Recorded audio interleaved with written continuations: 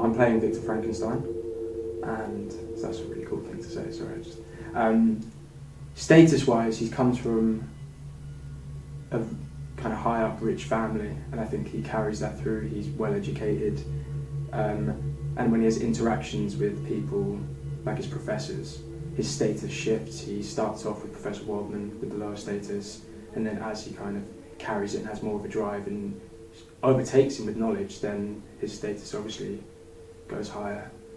He's in a constant status battle with the monster as well, in terms of he made it, so he's technically the father of the relationship, but this monster can destroy him at any moment, and he knows that.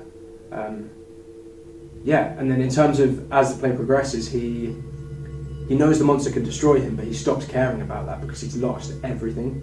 So that strangely brings his status back up. So it's a constant like ping-pong battle of status between him and the monster. Strange in the way that he cares so much about all of these people, and he also cares a lot about himself and a lot about his goals. And I think often his relationships with others take a backseat when he's so driven and he's got the tunnel vision where he needs to create this, he needs to make this discovery, and it can come across like he doesn't care, but he definitely does, because each person gets taken away from him one by one, and it's like a vicious cycle where he's actually trying to save these relationships and trying to gain control again, but the more he does, the worse things get.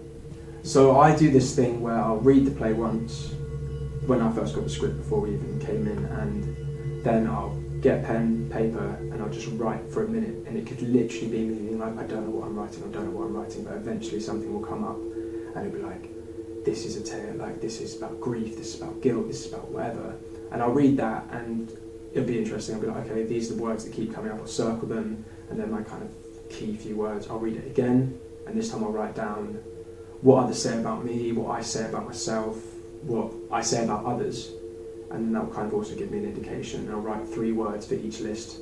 So if it's greedy, selfish, entitled, those would be the 3 words, and I kind of collate the two sections of words, and that would be my initial kind of instinct with the character.